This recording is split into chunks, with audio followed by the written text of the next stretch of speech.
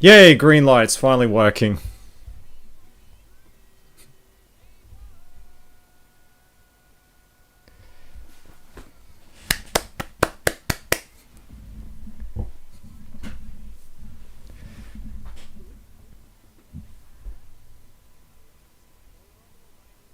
So, yeah, that's been troublesome. Finally got it to work. Man, it's been a long time since I did a live stream. But anyway, this is the Indie Live Expo. I'm doing a simulcast of it. I'm an official partner with Indie Live Expo. I think that's what they call it. So, full disclosure.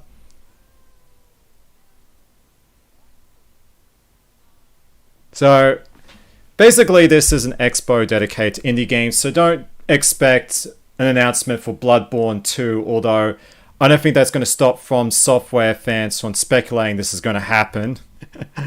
So there's going to be no Bloodborne 2 here. There's going to be no Sekiro 2 here.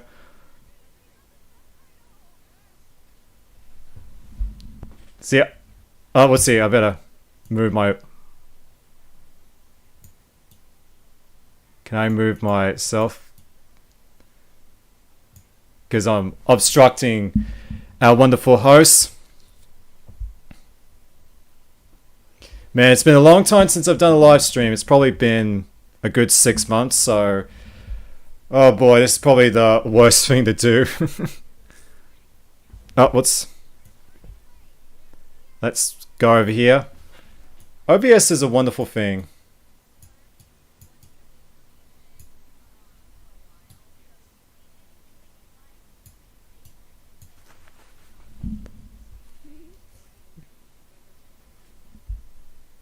Alright, so after a lot of technical issues, we finally got this show on the road. Got the face cam here. Good old Elgato face cam. So what's this first game we got here?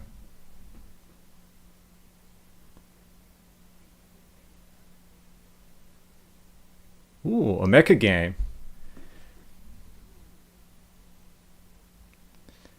I'm hoping that Armored Core 6 will make mecha games popular again, because, man... I would pay money to see Konami make Zone the Enders 3. Zone the Enders 2, to this day, still one of my favorite mecha games of all time. Just such a phenomenal game. I only need one trophy to get the platinum for Zone the Enders 2 Mars on the PS4. Nice twin stick shooter. Cool, cool, cool.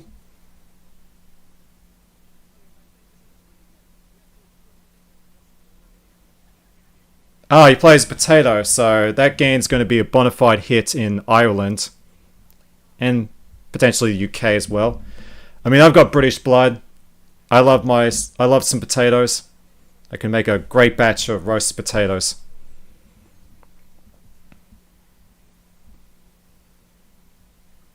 Looks like a physics-driven puzzle game.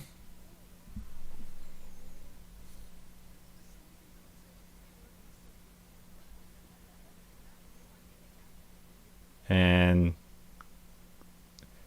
it's like Gone Home, but you're solving a murder mystery. Alright, actually, where did I put my water? Just hang on a second. H2O, I cannot say no. There we go.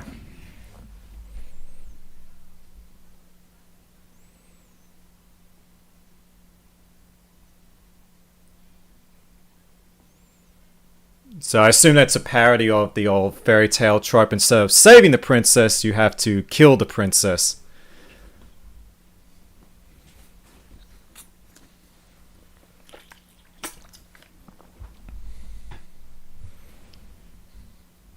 So I assume this is a game where you work for the timber industry. I hope they got a permit for that deforestation.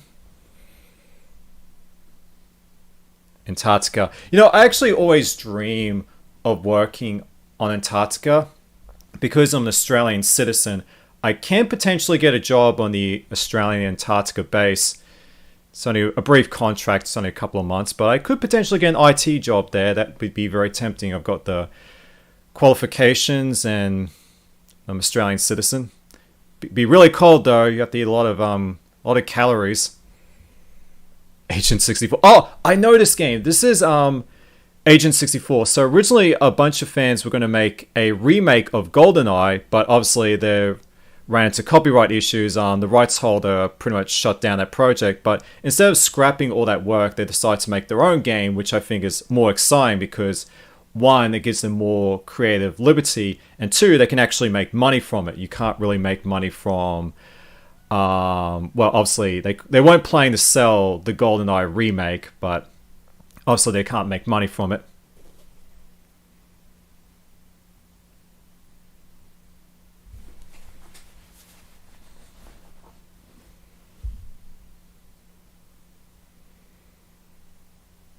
Medieval style game, cool. Why don't you like Baldur's Gate?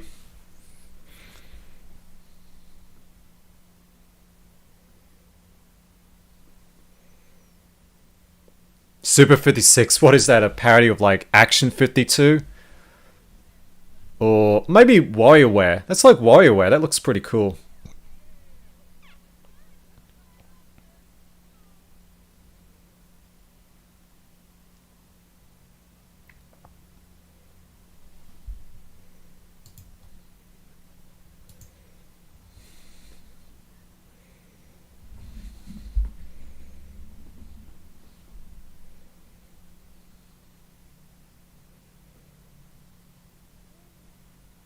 A game about reloading. I mean, let's face it, when you play a first person shooter, you just hit the reload button just because you want to see those amazing reload animations. What was that Battlefield game that had really good reload animations? It was Battlefield. I can't remember that one.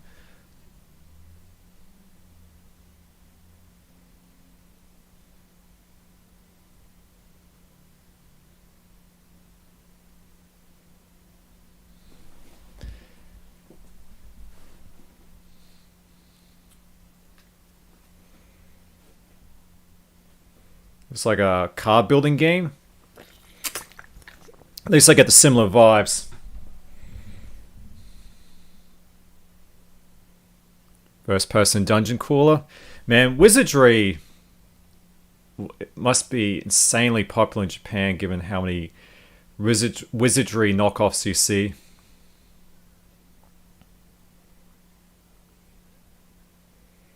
Oh, we've already had a potato themed game. Now here's a corn themed game. Yeah,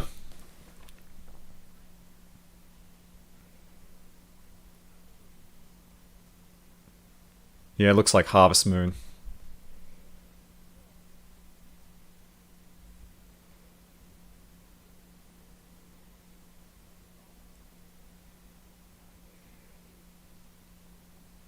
So it's like Shadow of the Colossus, just boss fight. See, this entire stream is just going to be me saying, oh, this reminds me of that game, that game. And I know it's a bit cliche in games media, like a lot of people are laughing at the fact that a lot of journalists are saying that Lego 2K Drive is similar to Forza Horizon, which it obviously was an inspiration for that game, although I'd say it plays more like Sonic All-Stars Racing Transformed. Give me toilet paper. Now, as an Australian, I can tell you stories. Gather round, kids. Let me spin you a tale of the toilet paper shortage in Australia in 2020. Yeah, there was people literally fighting over toilet paper during those COVID lockdowns.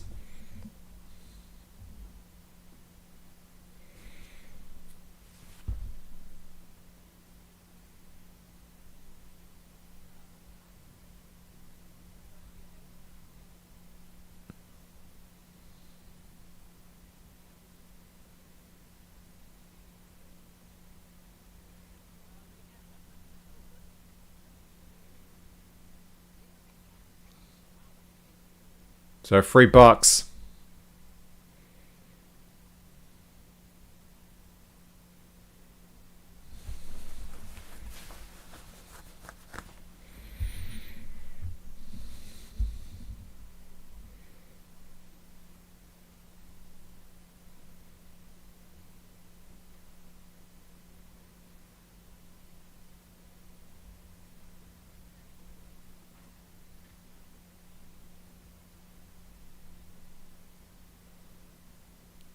Oh no, not a cafe theme game. It's because today I decided to stop drinking coffee, so got a massive coffee headache. So I do not want anything that tempts me to drink coffee.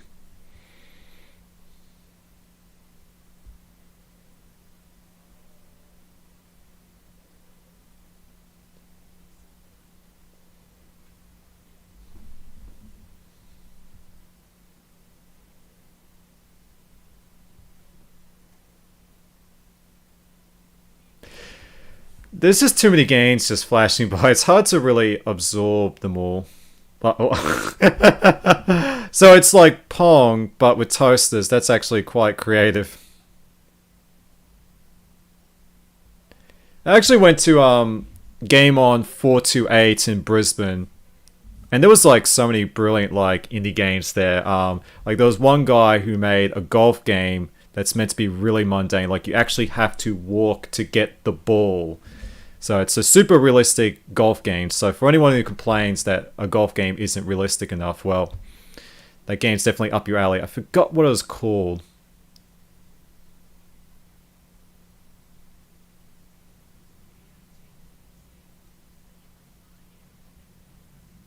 Procedurally generated. Roguelike shooter, so basically Binding of Isaac.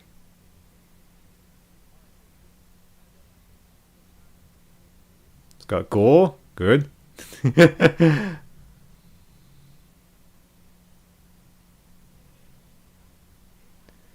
Yeah, not a big fan of crafting games, going to be brutally honest. But I'm sure for people who like Ark, that game's going to be brilliant. See, there's a mecha game. Now I'm happy. It's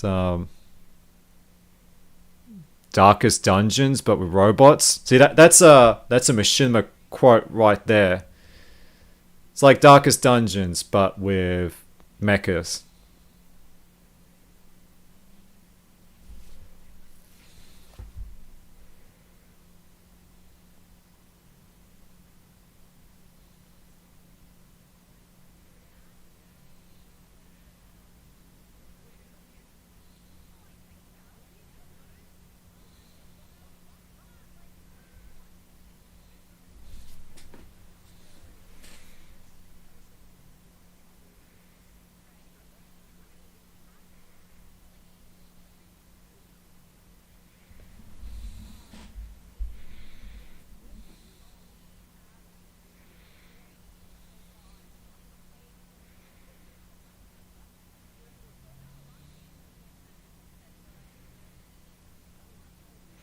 I think really the highlight is just the Pong game, but with toasters.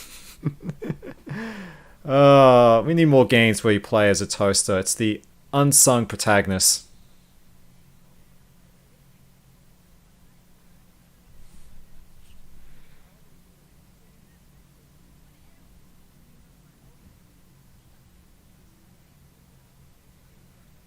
There's no paper. The toilet paper shortage of 2020 in Australia. I remember it like it was yesterday.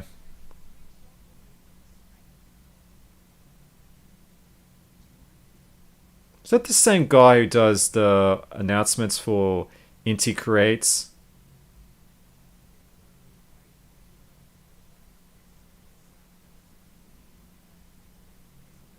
So the game's Aka. Plays Red Panda. Yeah, that is the same voiceover that Inti Creates uses for their trailers. I wonder if you can hire him. How much does he charge?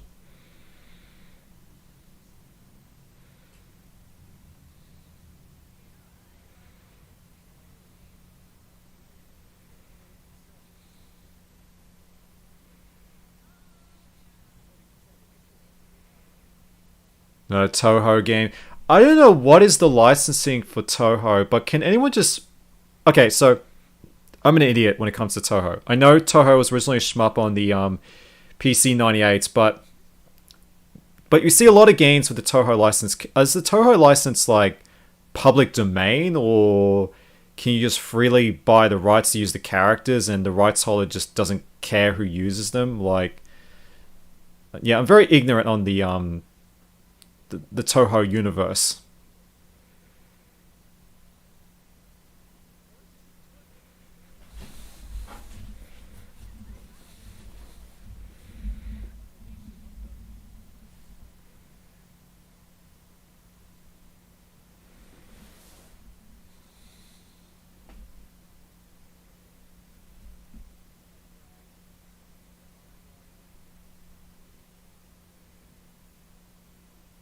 So basically, Stardust.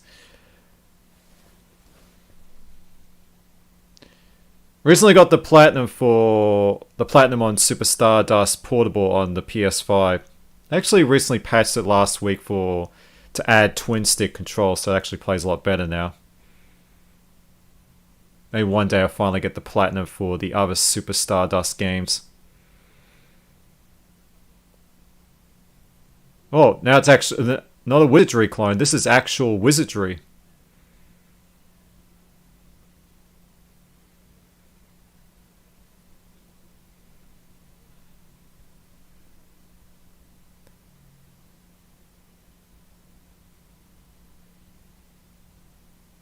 I do like games where you have a mundane premise. One of my favorite games on the 3DS was a little game called Aeroports, where you play as a baggage handler. That's such a really great puzzle game, but of course the 3DS eShop is no more, so you can't buy the game anymore, so that sucks. Hopefully one day they port it to PC. So basically a Myst-like game.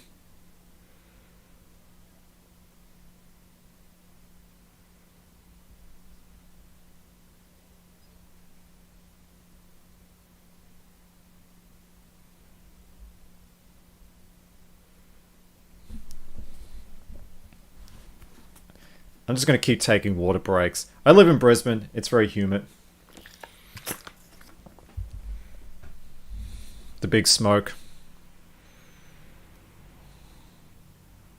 I love Schmutz a bunch.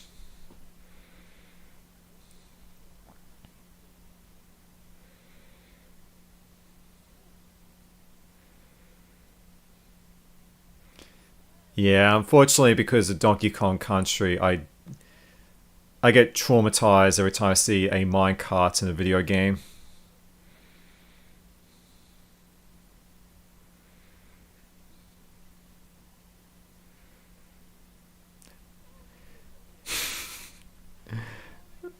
Reminds me of Dead Nation on the PS3. Remember that era back in the early 2010s when The Walking Dead was the biggest thing on the planet, and we just had a zombie game coming out every single day. I guess zombie games are coming back. They're now in vogue. Oh yes, Fuga. Now that's actually included on Xbox Game Pass, so I might actually check that out. I believe it's made by CyberConnect 2, and they made this really great game on the DS called Solitarobo the Red Hunter. It's a really cool RPG. It's pretty rare now.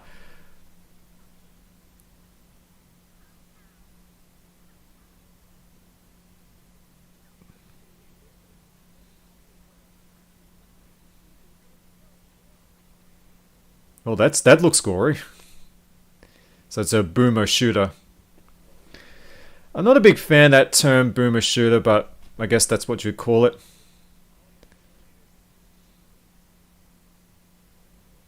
Looking forward to Iron Phantom coming out this year. That's the most anticipated boomer shooter.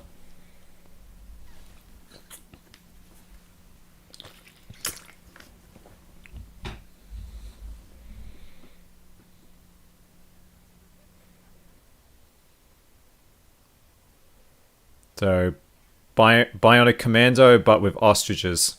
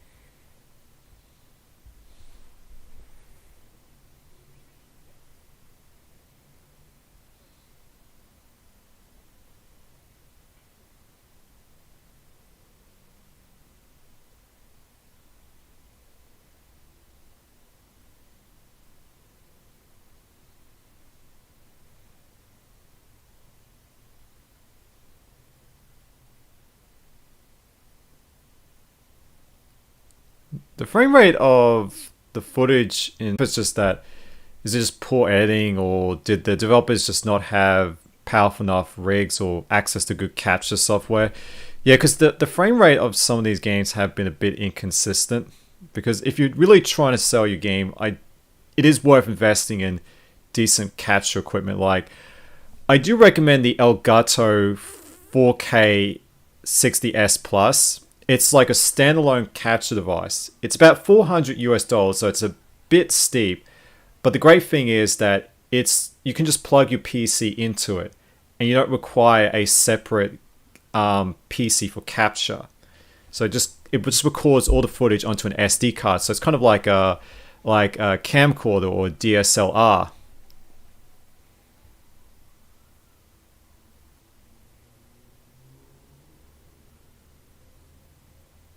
Was this a school simulator?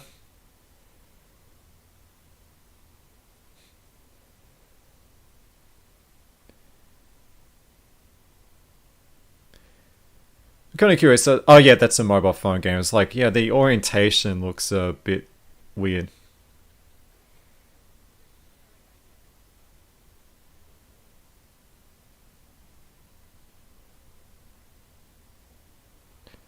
Okay, that's a really nice art style. I do like that origami paper aesthetic.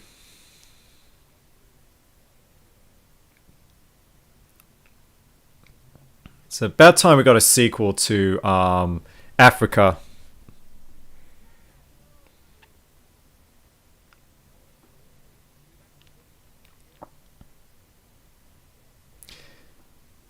It's kind of crazy, like how many indie games are being developed these days. Like back in the day, it was very difficult to put a game out.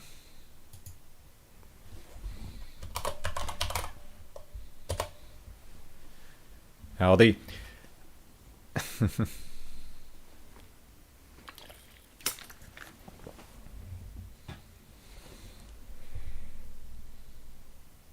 Equipment and potentially learn how to encode videos, because I've seen a lot of videos. Yeah, so that's the thing as I've learned.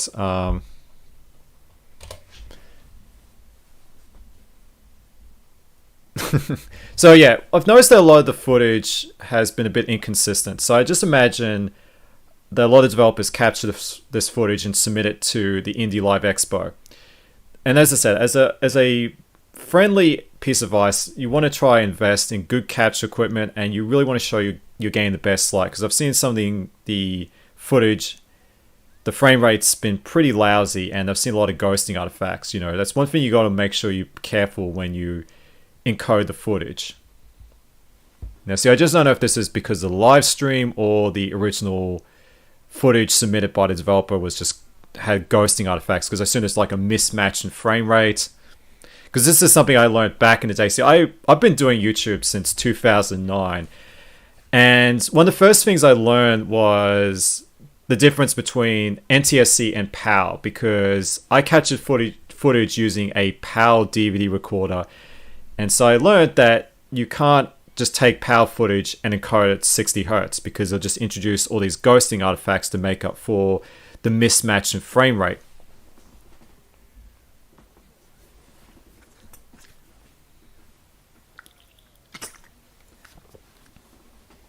Zombie of the dot.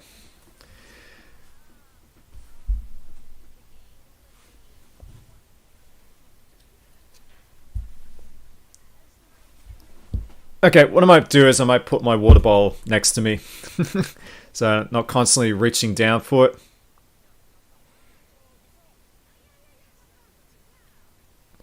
Yeah.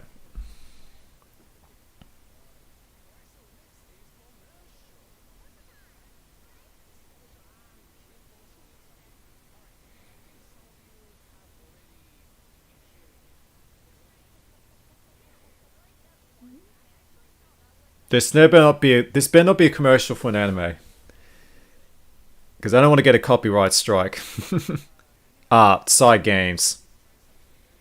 All right. Okay, I guess we're in the clear. I was like, ooh, this better not be an anime commercial, because I was like,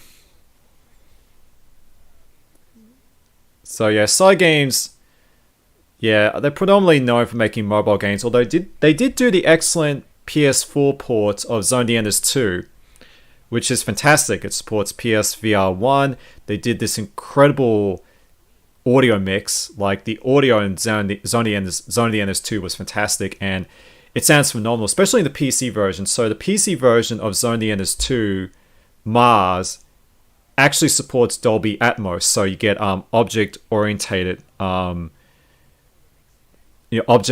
object-based audio. I keep saying object-orientated. It's that programming term.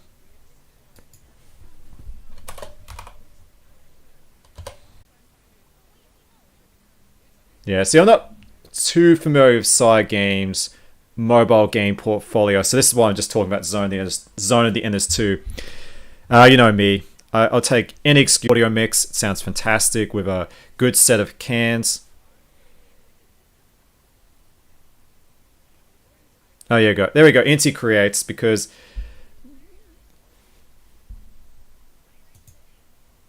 So I'm getting an error message.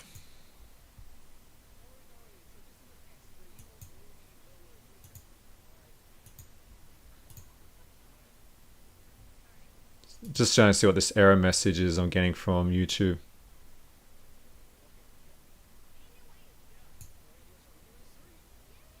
Yeah,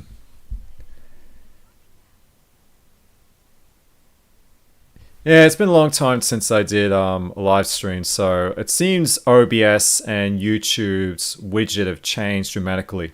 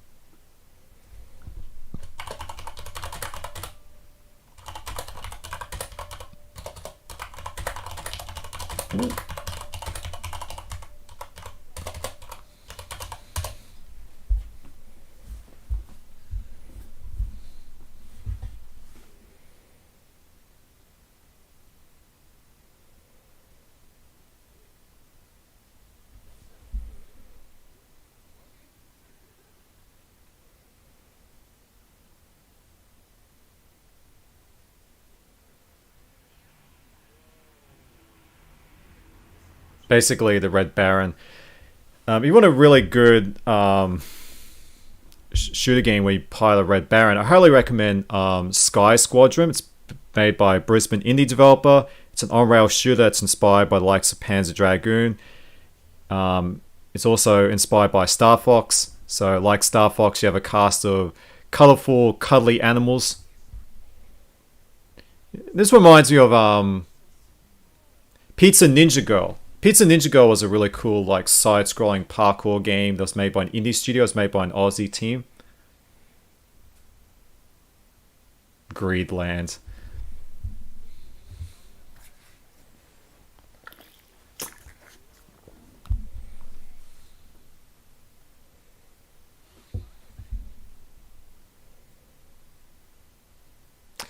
Wish I could get into card building games. It's like... Whenever I see a card building game, I feel like a person who was born without feet watching other people try on nice shoes.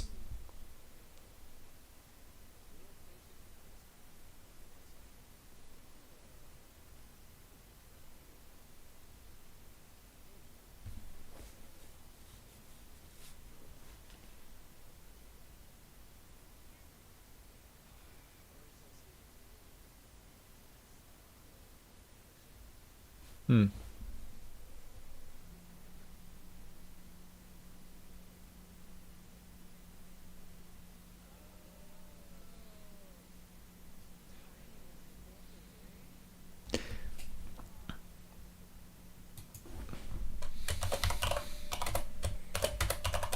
Yeah.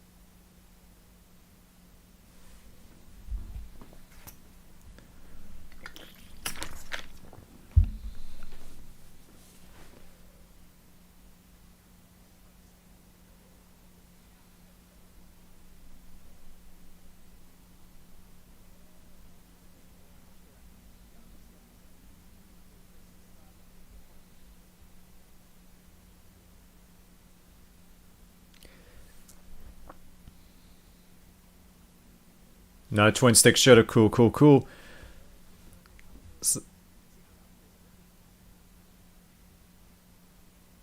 Yep, an RTS game.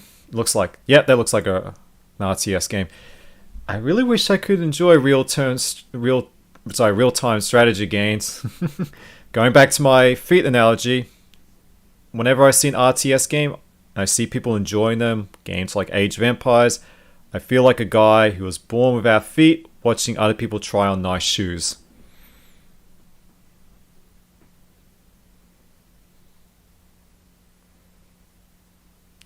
I know a lot of people aren't keen on the idea of AI being used for game development, but I'd say the concept of using AI to generate procedurally generate levels is not bad. But I think it's when you take AI to make the artwork and the narrative when it becomes a bit iffy because it becomes a bit soulless. But I've got no qualms against AI being used, for example, to make placeholder textures or create procedurally generated levels or environments, stuff like that. But if you build your game solely around AI, it does become soulless. Oh no, it's live action cats. Oh no.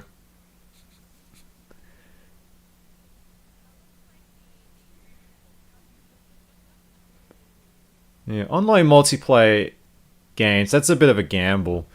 So hats off to any indie developer who tries to gamble with making their own online multiplayer games. It's a very tricky thing to do because you only get one shot at making a successful online game. And if you fail, no there's no making a comeback. Oh, it's about time we finally got a sequel to Rise of the Robots. Okay, that wasn't a fair joke because that looks a lot better than Rise of the Robots.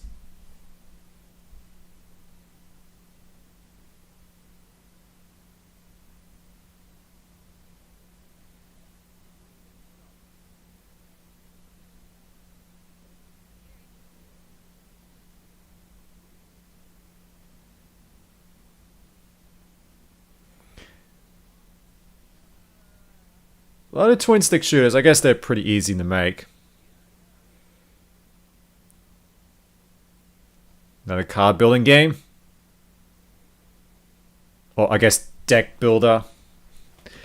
You know what card building game I actually did enjoy? I just remembered. I used to play the hell out of Metal Gear Survive when I was younger. Um, Metal Gear Survive 2, I kid you not, was the very first PSP game I got back in the day, and that was a really good game. Like, I know a lot of Metal Gear fans didn't like it, but it had a really awesome art style, really unique mechanics, and I thought it was such a great game. Like, it was a great showpiece for the PSP, and also came with that cardboard 3D goggles long before Google came up with a similar idea, which is kind of bizarre when you think about that. Yeah, the cardboard 3D VR goggles you'd see being pushed by Google and Nintendo was technically invented by Konami with Metal Gear Acid 2, which is pretty funny. You could actually play that game in 3D, which was awesome.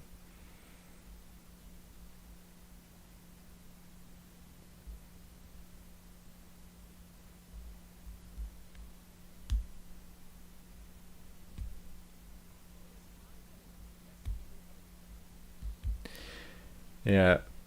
Man, there is a ton of fishing games on the Switch. Has anyone noticed that? Like, you go to like JB Hi-Fi or EV Games, and there's like a ton of fishing games now.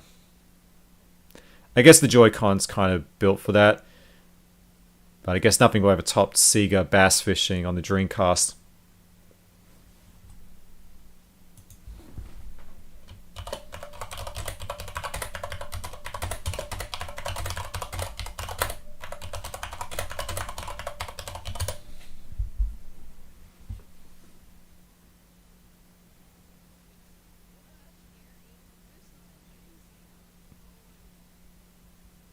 It's about time we finally got a sequel to Lichtenstein Battle Mage. That was a great first-person dungeon crawler.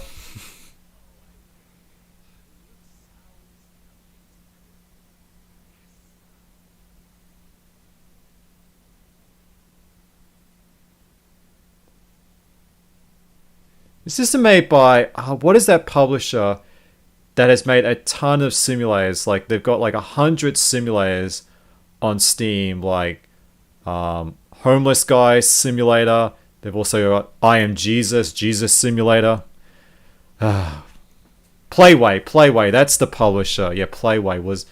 Is Gunsmith Simulator made by Playway?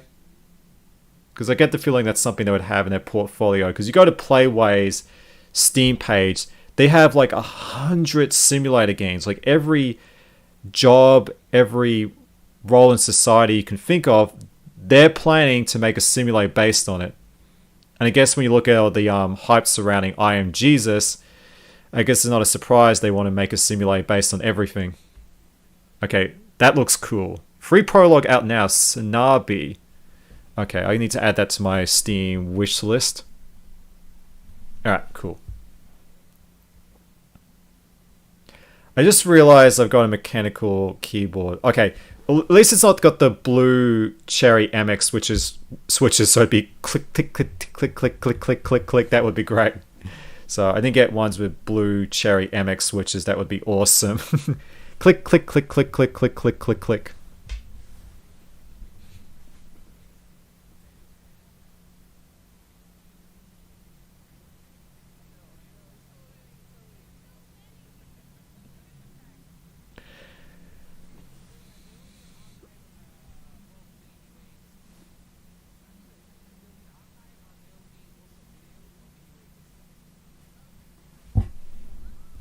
All right, water break.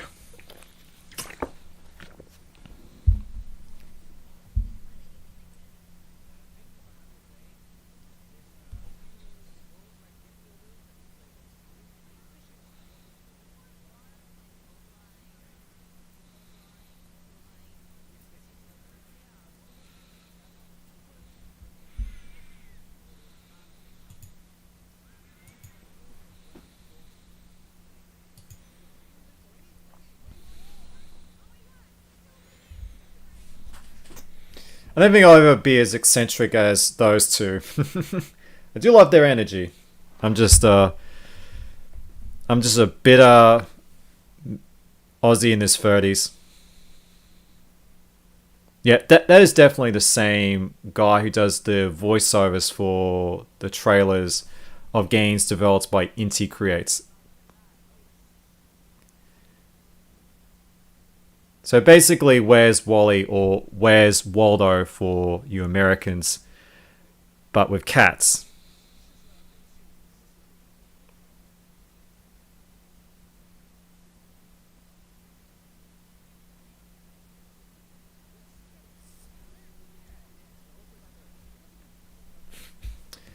Yeah, I just remember I got a webcam, so no picking my nose. It's tempting.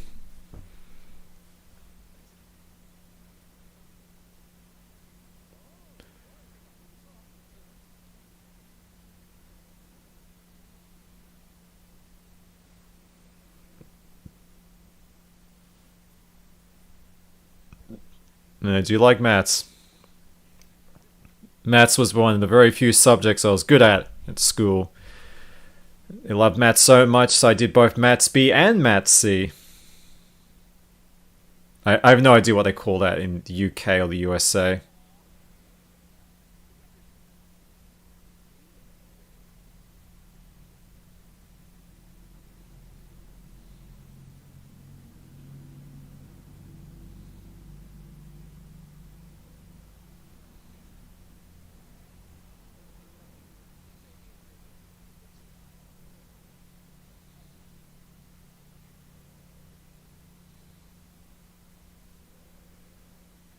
Well, you can kick pigs over. So there you go, game of the year right there.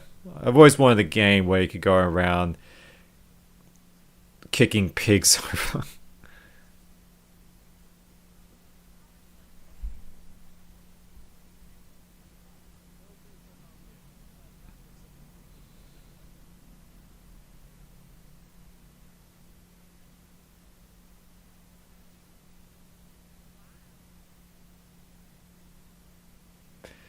I don't know. I don't remember high school being that exciting. Maybe high school's different in Japan, but I couldn't wait till I graduate from high school.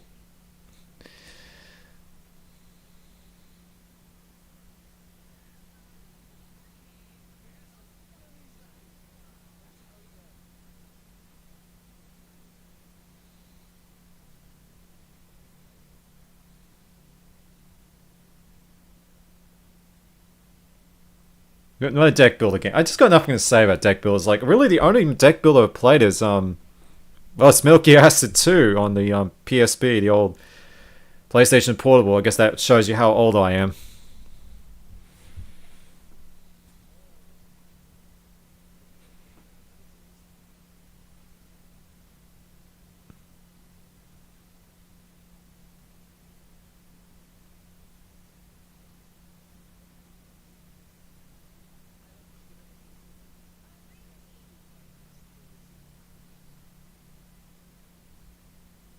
And I could go for a cup of tea right now, but it's late, so I shouldn't be drinking caffeinated drinks. Plus, today was the day I decided to stop drinking coffee again. So let's see how long I can last with our coffee I start before I start crawling back to my local cafe.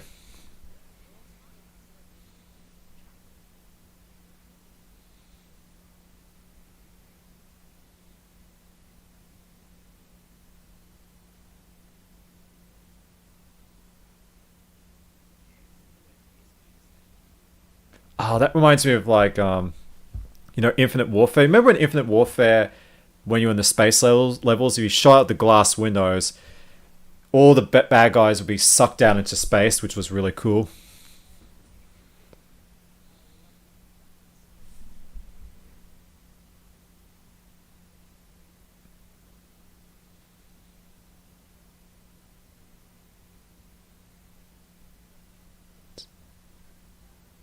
It's about time we finally got a sequel to Primal Rage. It's Attack of the. Wait, is that self aware? Is like that ironically called that? Attack of the Karens. That's a real game. Someone made a shmup called Attack of the Karens. Alright, I gotta look that up after the stream, man. I do not believe that's a real game.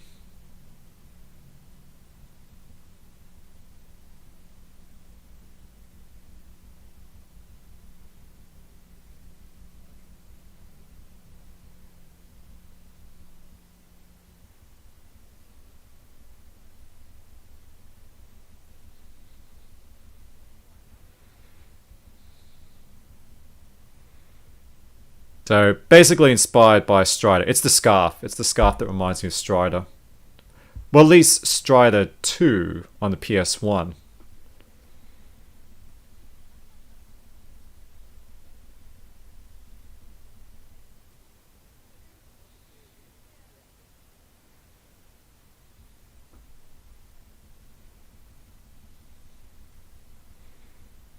Man, there's a lot of deck builder games. When did deck builder games become so popular? I feel like I've been asleep at the wheel.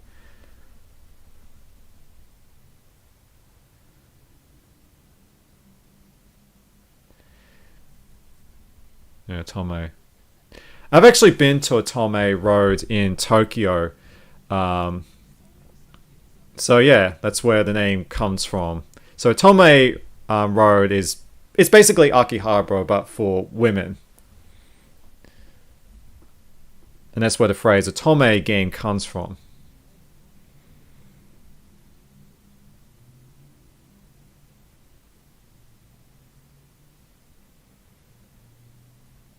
Yeah, one day I definitely need to go to Tokyo again. That was a really fun trip. I mean, it's really easy and cheap to get to Tokyo if you live in Brisbane.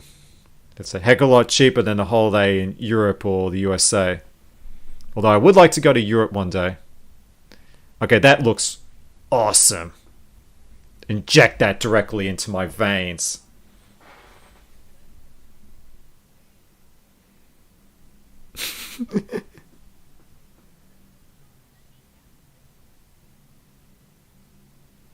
Yeah, I was kind of surprised we haven't seen more asymmetrical multiplayer games, especially with Among Us being very popular. No, no, no, no. I've got to pronounce it as Amogus. I'm sorry, I broke the cardinal rule.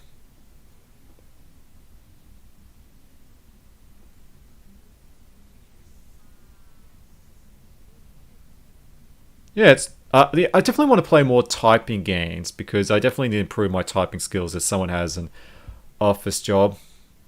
Got to do a lot of typing.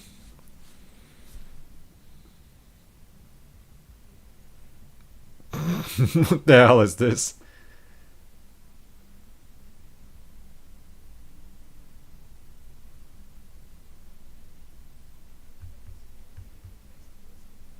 The best worst game ever. Well, you certainly succeeded. I guess the thing is, oh, Breakers. Is that technically an indie game? Because that's like an old Neo Geo game. That doesn't really count. That's not fair. There's actually a Dreamcast port of Breakers as well that was released actually a few years ago, funny enough.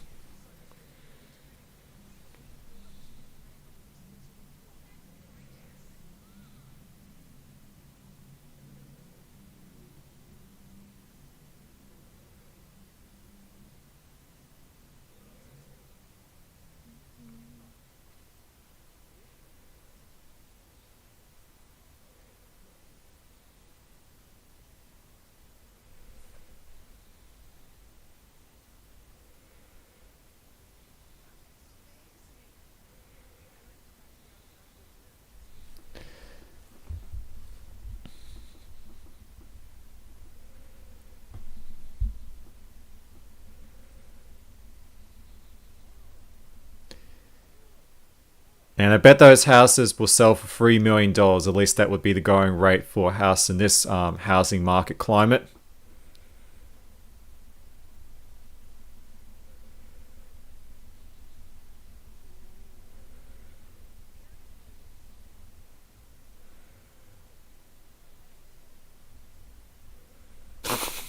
All right, yeah, all right, that looks overwhelming.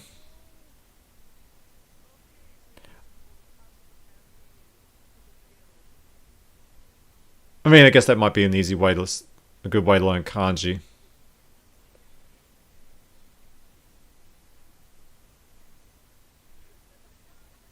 Well, I guess chicken and fish do duke it out as protein sources. I guess they're natural enemies. Manage stress and thirst and hunger.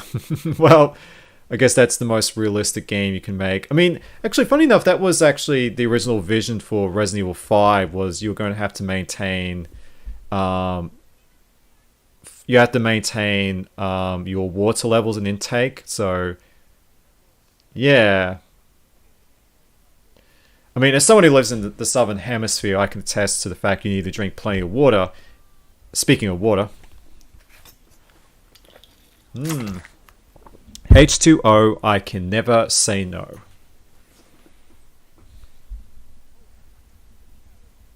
Attack of the Karens. I'm sorry, that is the highlight of the entire night. There's a game called Attack of the Karens.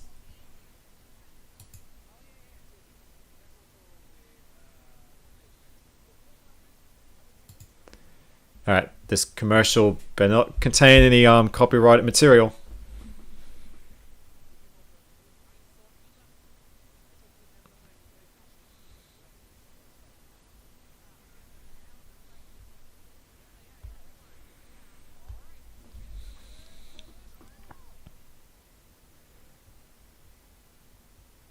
Okay, so it's for an indie game. Whew.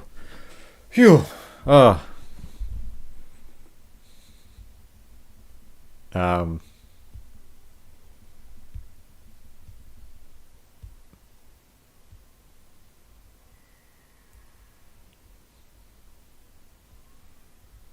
Another twin stick shooter. Cool.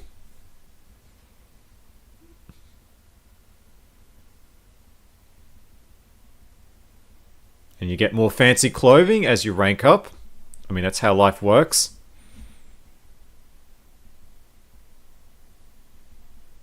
There you go, free to play. There you go.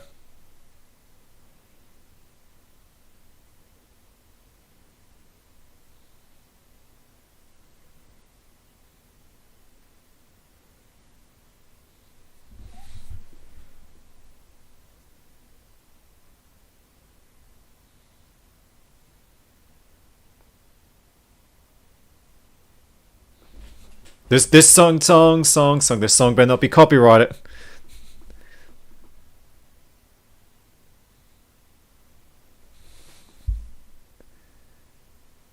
This is why I don't do live streams. This is why I don't do reaction streams to Nintendo press conferences, because it probably lasts for about 5 seconds before it gets taken down with a copyright strike.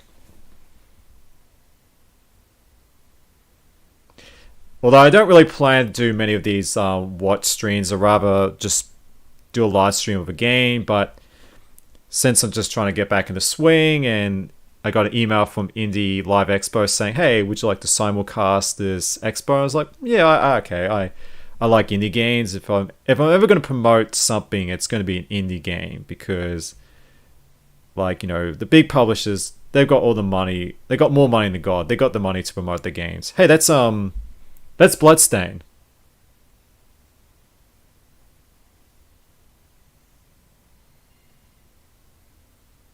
Yeah, there's Bloodstain, Curse of the Moon, which I actually own. Curse of the Moon for the Vita. I actually play on the Vita because I'm a hip, cool dude. I definitely need to play the sequel, which sadly wasn't released on the Vita.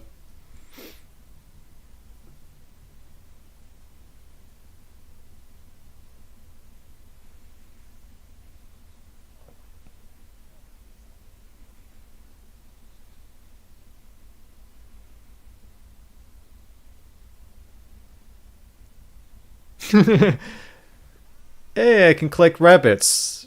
I can finally live the dream of owning rabbits. Actually, pet rabbits are actually banned in my state, Queensland, because, yeah, rabbits can wreak havoc on the Australian ecosystem, since they're not they're not what's the word I'm looking for? Rabbits are not a native creature in Australia. So when the Europeans introduced them because they wanted to hunt them, obviously they wreaked havoc on our fragile ecosystem. So yeah, rabbits are actually banned in my state of Queensland. Well, pet rabbits. So yeah, a game where you collect rabbits, I guess would be very appealing to someone like me who lives in Brisbane, because I'll never know the joys of having a pet rabbit. I did go to the pet. I did go to a rabbit cafe in Tokyo, and man, rabbits are very feisty animals. Like, they will just snatch food right out of your hands.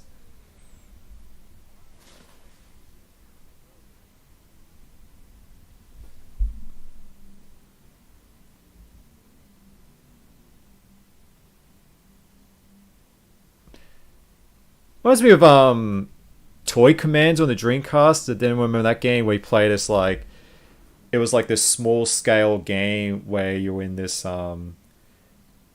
household, you play as toys and stuff.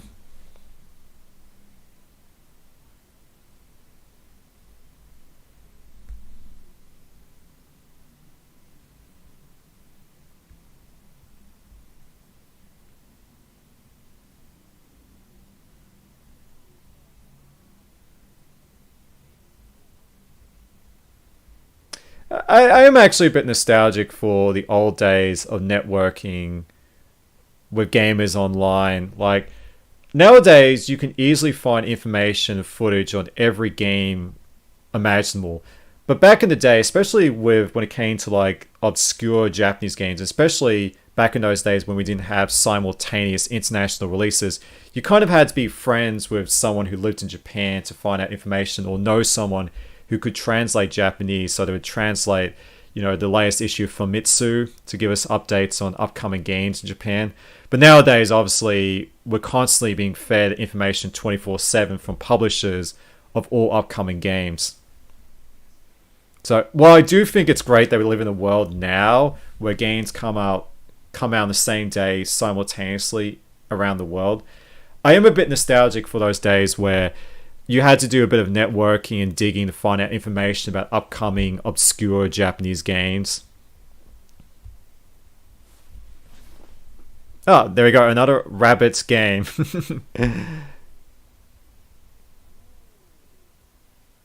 Yeah, definitely not being developed by a guy who lives in Queensland, I can tell you that much.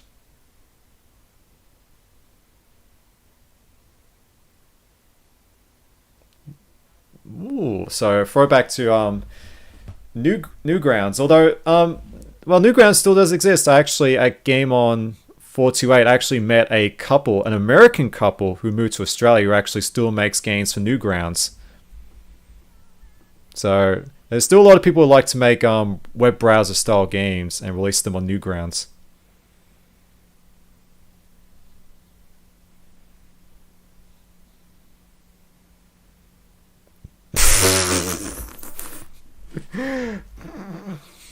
Sorry, I wasn't expecting to see a butt. Hopefully YouTube doesn't take this stream down.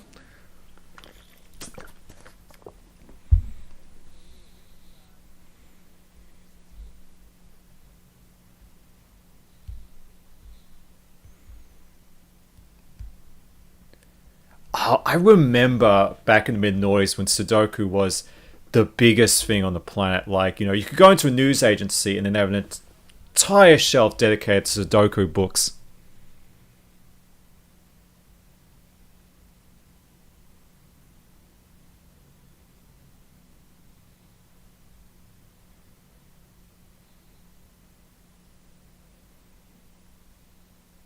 Yeah, humans and aliens, will they ever get along?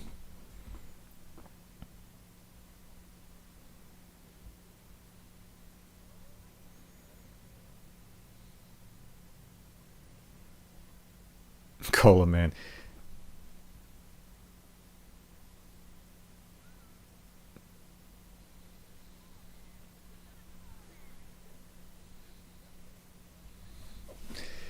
Everyone's constantly begging for a sequel to Pepsi Man, so that might be able to fill that void. As someone with a short attention span, I do appreciate a game with short gameplay sessions. Yeah, to be brutally honest, I'm not a big fan of open world games like Assassin's Creed. Honestly, they feel like homework, I'm going to be brutally honest. And I guess that's one of the things I do appreciate about indie games is that the brevity of them. Because I feel like modern day games are designed with... They're designed to be a content tourism in a sense. Like, what's the word I'm looking for? Yeah, like modern day video games are just about as filling up as much content as possible, and you basically play the role as a tourist, just seeing all this content. Where all the games were shorter experiences, but the joy of playing them came from mastering them, from repeatedly playing them. And I do appreciate that when it comes to indie games, that they kind of captured that original design approach to gaming. Before games became bloated and obsessed with just filling the game with as much content as possible. Another Toho game. See, someone needs to explain to me how licensing works for the Toho IP. Can you just like make any game with the Toho characters? Like, is it like public domain, or you have to negotiate with the rights holder and they're just really lenient? Like, they just allow anyone to use the Toho characters. Like, the fee is really cheap and they don't care what you slap the Toho IP on.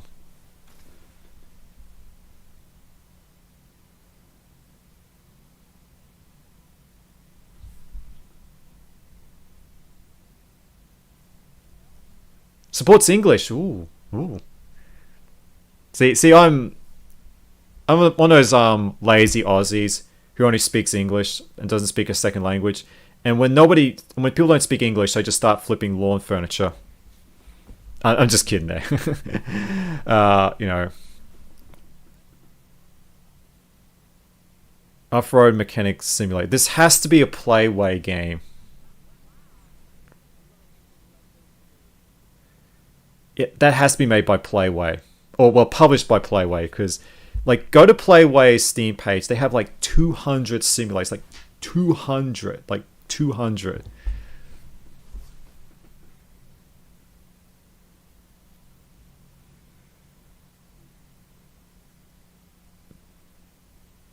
You know, it's always a miracle that movies even get made. So, like, when you think about how much goes into the production of making a film, it's quite incredible. Like, just anything can go wrong. Like, you look at that remake of Revenge of the Nerds. Like, there was a remake that actually was planned to be filmed back in, I want to say, the late noughties, and they had everything ready to go. They had the all the characters cast, they had the locations chosen, everything was booked, ready to go.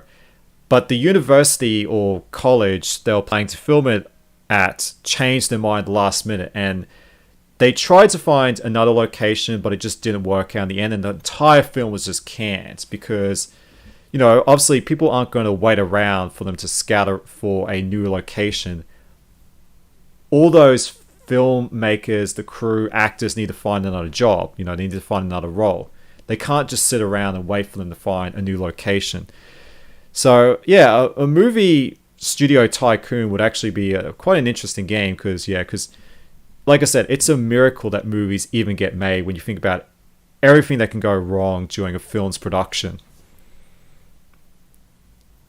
And it's not like a video game where, you know, we're seeing video games that have long development periods like, you know, Duke Nukem Forever, Final Fantasy 13 Versus. These games took over a decade to make. Or recently, Dead Island 2. They were able to shuffle the game between multiple developers, but you really can't do that with a movie. Like, once you start filming a movie, you can't just come back to it like 5 or 10 years later because, you know, the actors will age dramatically since then.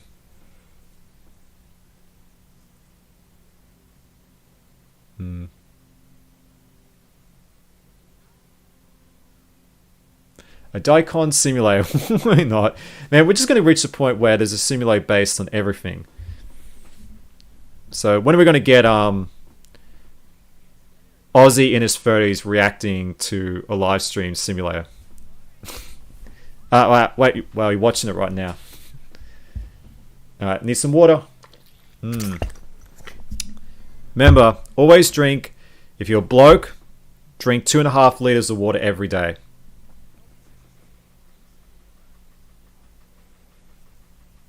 And especially if you live in a humid climate like Brisbane, I can't stress how important drinking water is.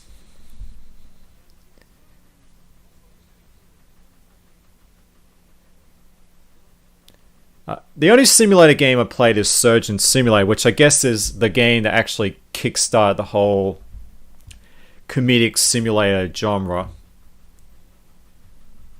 I did a review of Surgeon Simulator on the Switch about 5 years ago.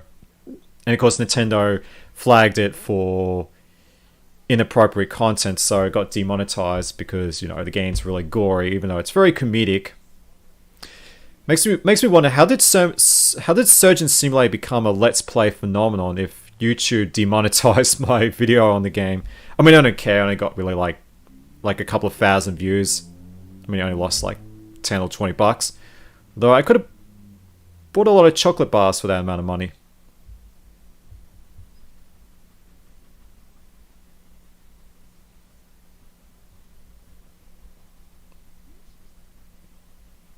Ooh, another boomer shooter. Now, this actually looks cool, actually. It looks like it's doing its own thing. Like, that's a very unique aesthetic.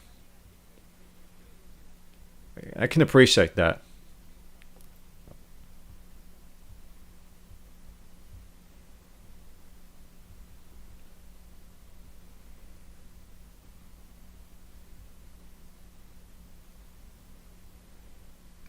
Another RTS game. I wish I could really enjoy RTS games. See, I envy people who can enjoy RTS games. Alright, now we're playing as 4. Got his hammer. Cool.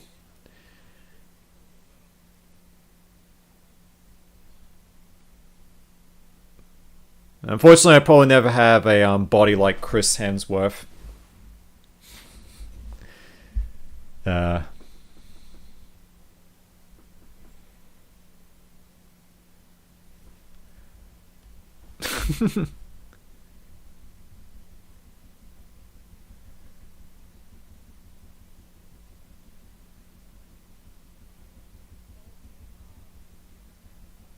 So it's basically Tasmania.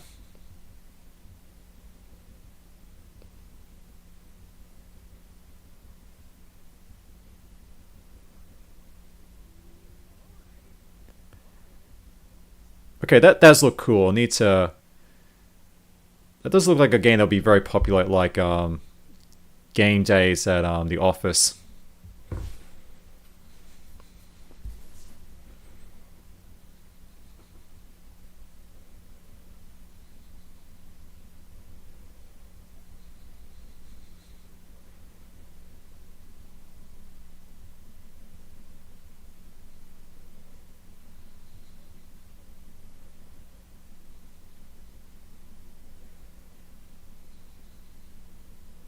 A co-op murder mystery game. That's kind of neat.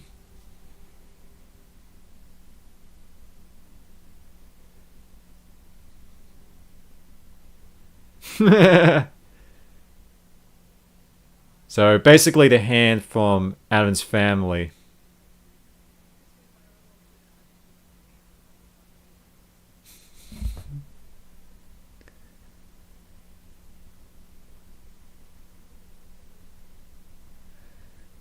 Yeah, Darkest Dungeons clearly has had an impact on the industry. Hey, it's not a bad game to rip off.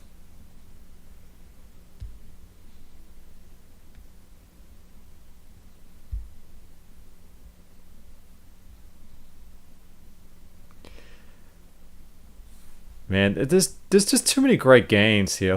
Look at that, like that's cute. Is that a mobile phone game? Booth. I'm not familiar with Booth. Is that like a phone carrier in Japan or something? Yeah, because it looks like that control interface looks like it's designed for a mobile phone. I wasn't saying it looks like a mobile phone game in a derogatory sense because there's a lot of really cool looking mobile phone games. I mean, doesn't Genshin Impact have a mobile phone port?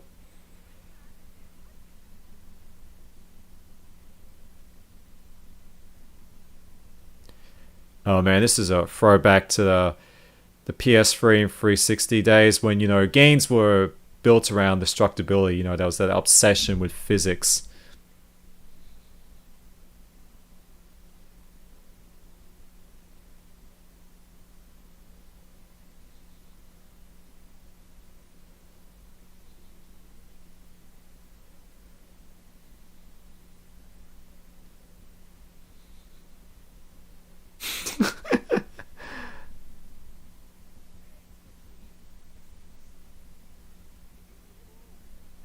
No, jumping on the bed. No, your parents are going to get angry.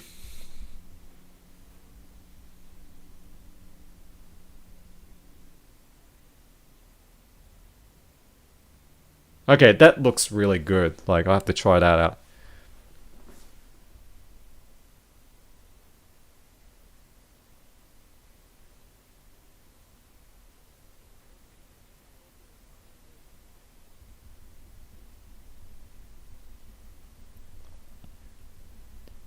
Actually, who's making these boomer shooters? Are these done by Western developers or these made by Asian devs?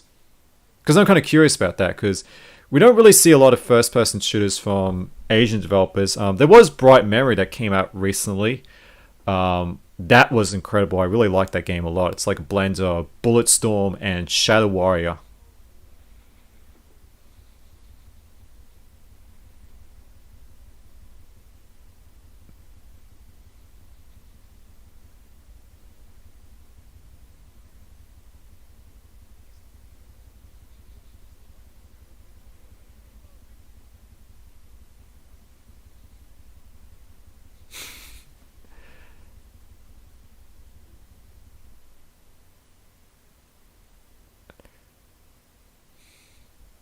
Okay, that looks cool.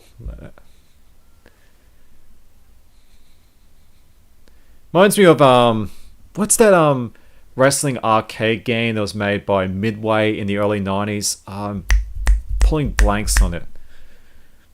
There's too many games to remember. I need a an assistant or a secretary to remind me of all these games.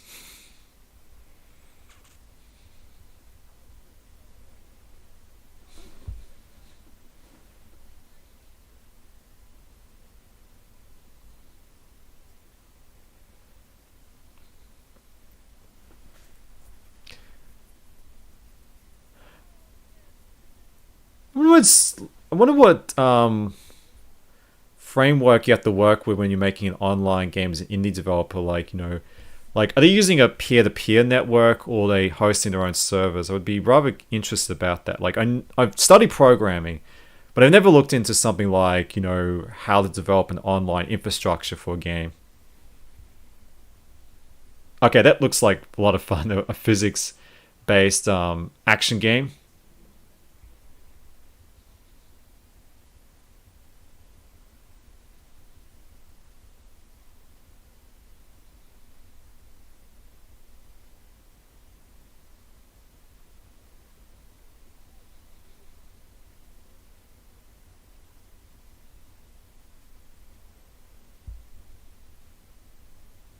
Okay, that looks neat. That looks really cool. That reminds me of like Tactics Ogre or Final Fantasy Tactics. And make sure I mention Tactics Ogre because the Tactics fans will come after me.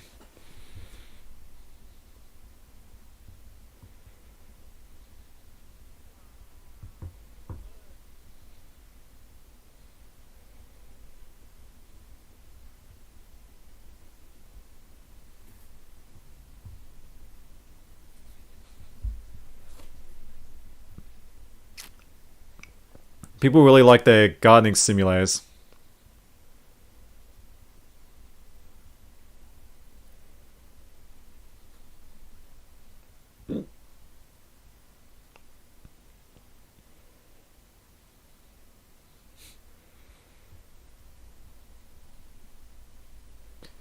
I've played the first Grey's Counter. This is the sequel that's come out recently.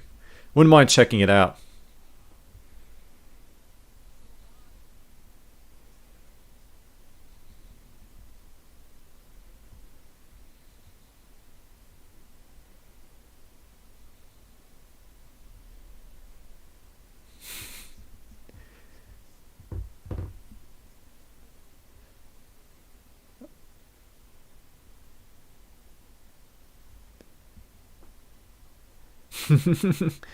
Another twin stick shooter where you fight zombies, but you're really OP in this.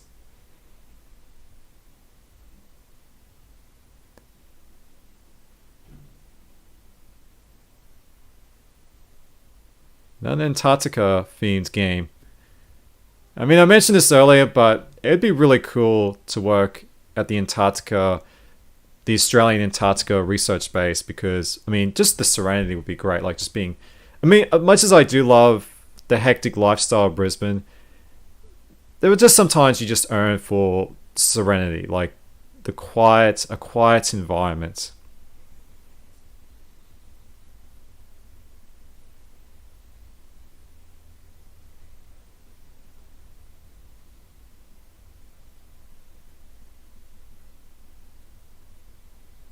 Oh no, it's oh no, better not let Nintendo see this because it reminds me of Box Boy.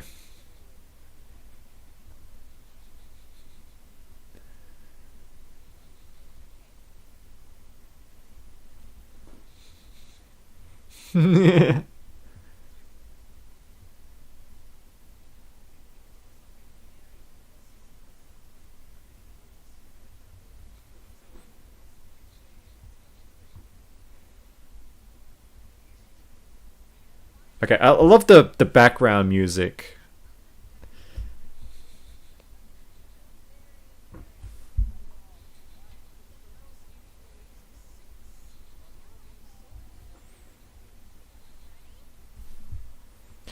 Nothing's going to top Attack of the Karens. I'm sorry. I gotta look up that game now. There's actually a restaurant in Brisbane I think is called Karen. Like I don't know. I wasn't paying attention to it.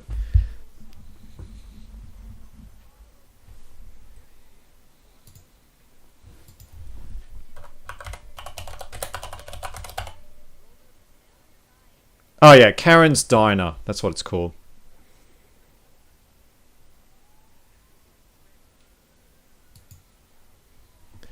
Yeah, there is a Karen's Diner in Brisbane.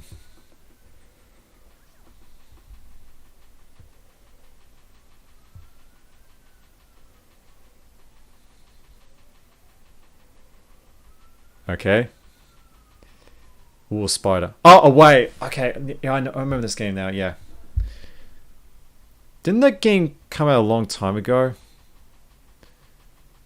Or maybe it's just been recently localized for Japan.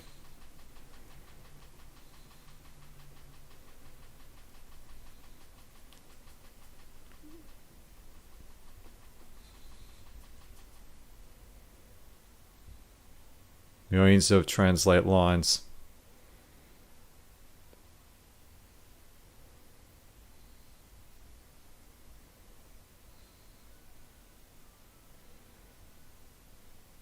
I mean, I don't have a Japanese game that needs to be translated, but I guess if you're Want to get your Japanese game translated in English, you know who to call.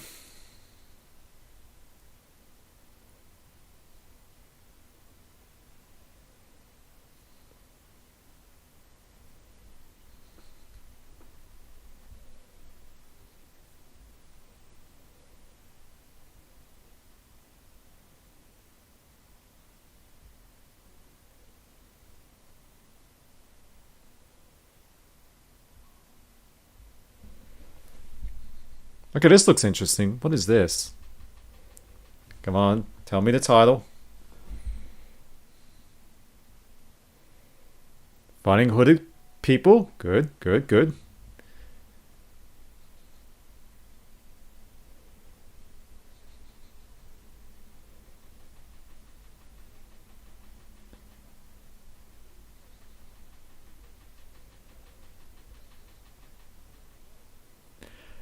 I did not know there was a Japanese branch of IGN. I didn't know that.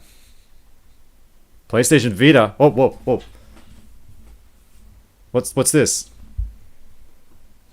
Got some funky music.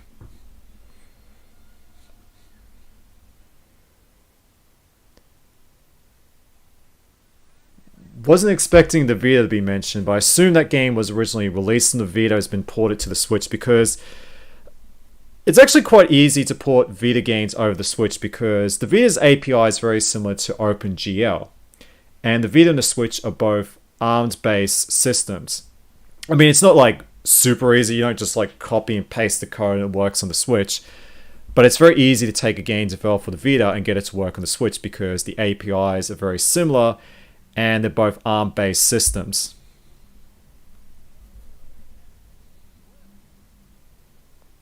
Yeah, no, I hate school. I hate going to school. I'm so glad I never have to go to school ever again. But having said that, a good education is important. So make the most out of your school years, and then you can savor the fact you'll never have to go to school again.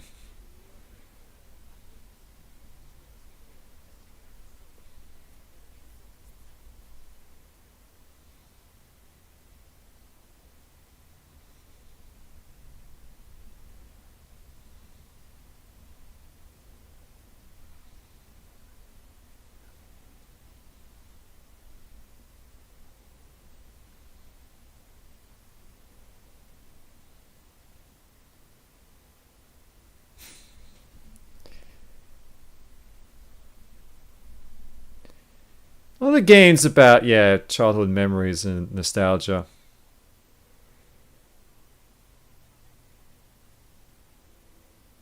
Nah, I don't want to go back to being younger. No, being a kid sucked. You had to go to bed at 8 p.m. Had to do homework.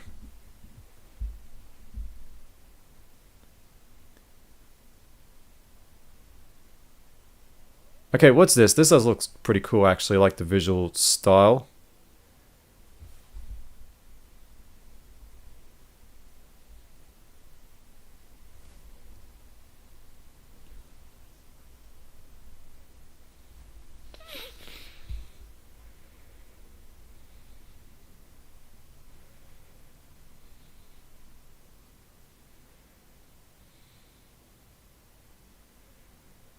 Actually, we haven't seen any VR games. That's actually a bit strange. Yeah, I thought we'd see more VR games.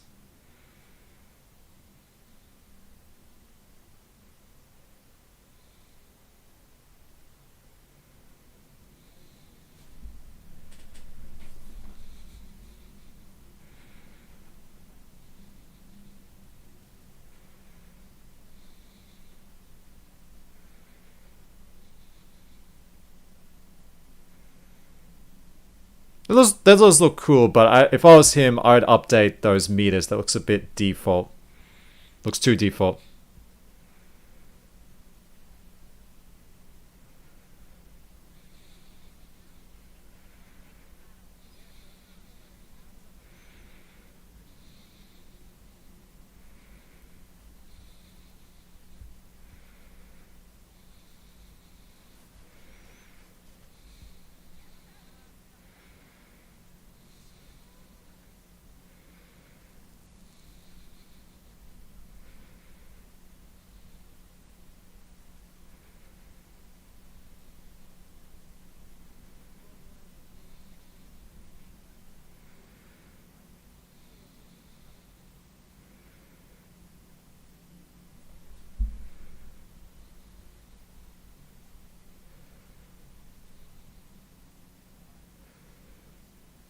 Okay, yeah, that looks really cool.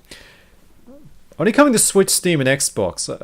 I'm kind of curious, like what in those situations, why isn't the game on PlayStation? Like, I'm not entirely familiar with the publishing policies of the big three, but I do find it a bit curious when you see a Japanese developed game skipping PlayStation but being released on Xbox. Is I don't know. I guess maybe Xbox is. I mean, Xbox has been a lot more open to Japanese developers as of late. I mean, obviously they're putting a lot of big heavy hitters on Game Pass, like the Persona games and the Yakuza games.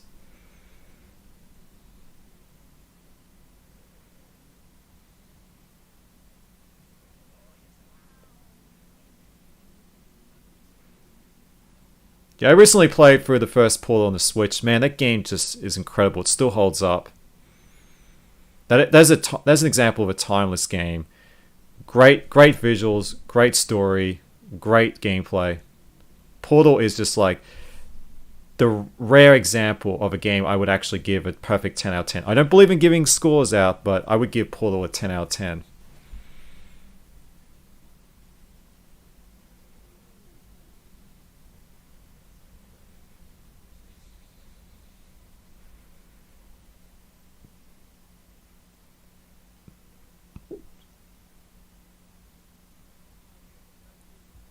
Does this game remind me of Joust?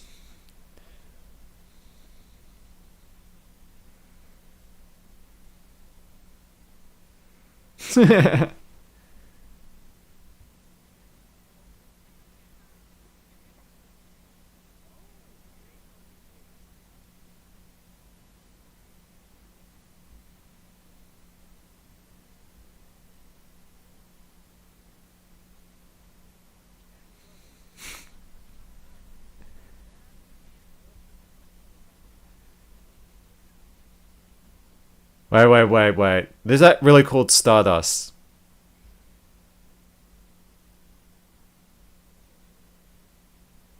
Does that have any relationship with the Super Stardust games?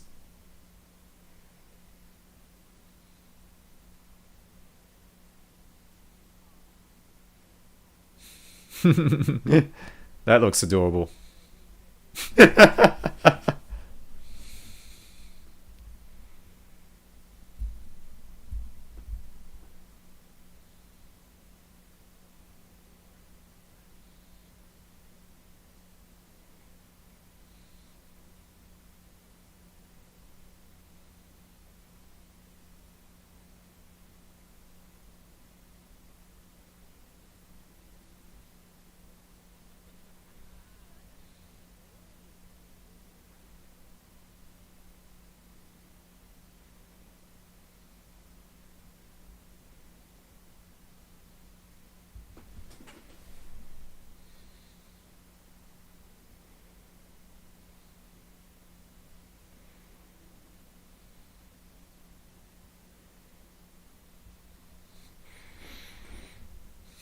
It looks a bit. Whoa, that looks a bit trippy. Definitely need an iron stomach for that game.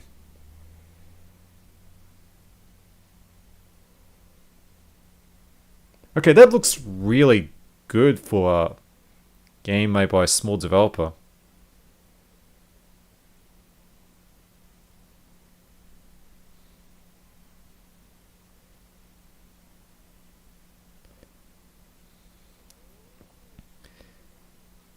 Yeah, I'm surprised that after the success of Res, we didn't see more developers do that kind of like four-dimensional platforming where you're rotating around you know, a rectangular prison.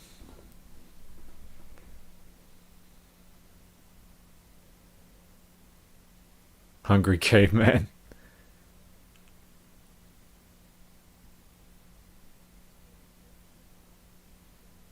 I mean, isn't that the whole goal of humans? Is just to constantly find food and eat?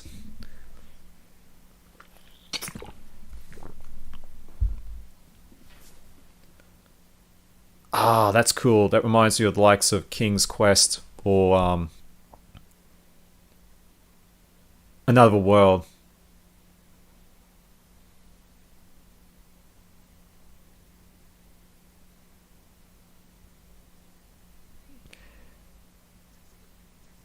Yeah, because I don't think we've seen like I played a lot of games that try to tackle the idea of bullying, but I don't think they ever really succeed. So I'm always curious about a developer trying to make a game with social commentary on bullying.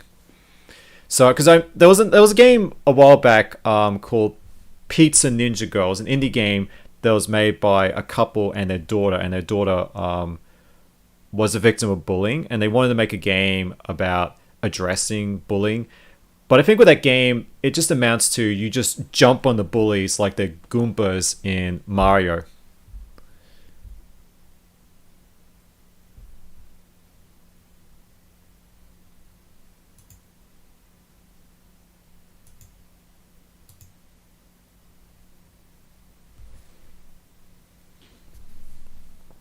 Yeah, unfortunately, we lost the signal temporarily. Yeah, it's been a while since I did live streams.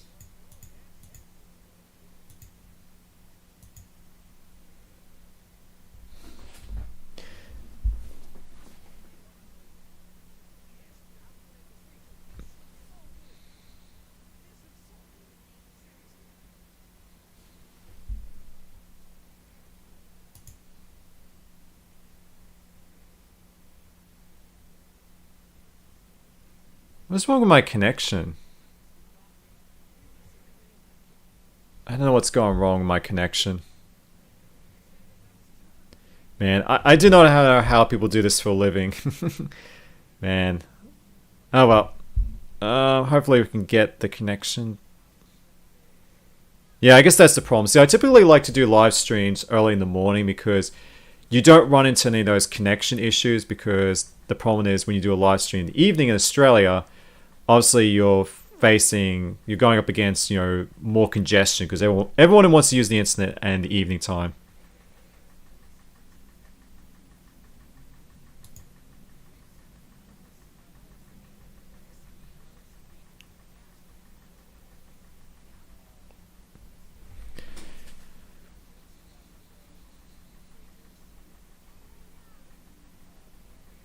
So yeah, it hasn't been my smoothest live stream, but it's been a long time.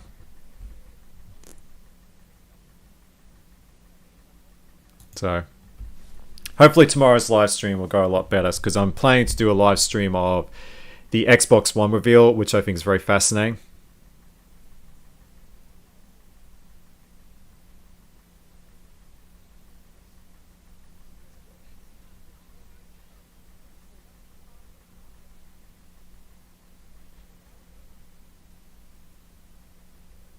Yeah, I'm enjoying Indie Live Expo. A lot of cool stuff.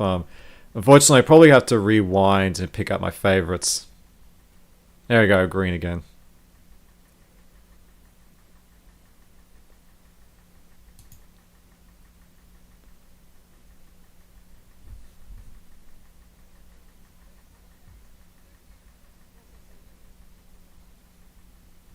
I'm not getting paid.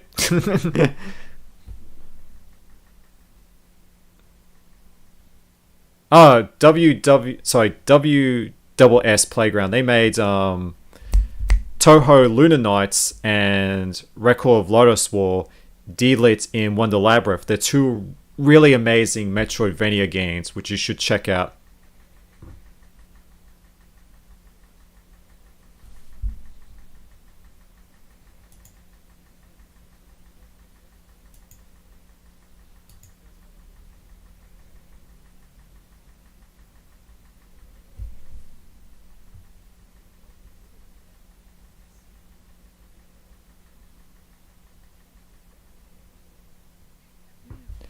Hello, Inti Creates. Unfortunately, the subtitles are kind of cut off towards the right.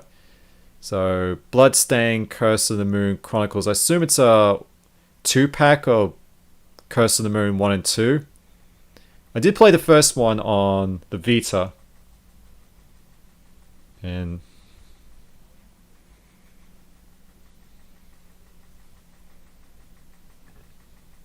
yeah, I do like Inti Creates. They do good stuff. Like the Gunvolt games are fantastic. The Blaster Master Zero games are phenomenal.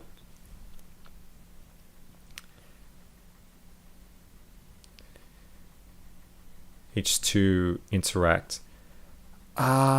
I've seen them publish a few things on Steam. I know I've seen that brand before.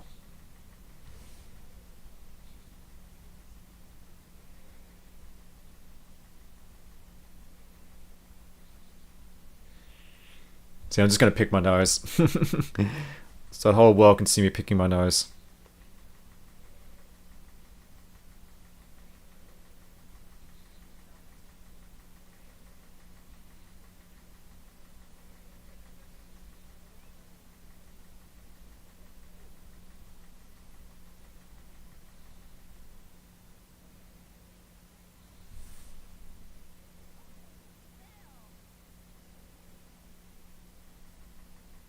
Yeah, it's really good to see Xbox has improved their relationship with Japanese publishers and developers. So I'll probably touch on this tomorrow because I'm doing a live stream of an analysis slash reaction to the original reveal of the Xbox One in 2013 because tomorrow will mark the 10th anniversary of the Xbox One's reveal. And right out of the gate with the Xbox One, it seemed like that Microsoft really struggled with securing third-party partners with Japanese studios. Like Japanese games sort of just disappeared from the Xbox brand for a couple of years. And then when Phil Spencer took over, he started doing all these trips to Japan, and suddenly Xbox was getting all these Japanese developers behind them again. No doubt, Phil Spencer really did a great job mending bridges with Japanese developers. So it's cool to see that Xbox has an Indie Live Expo sale, and there's also one on Steam, I believe. So, yeah.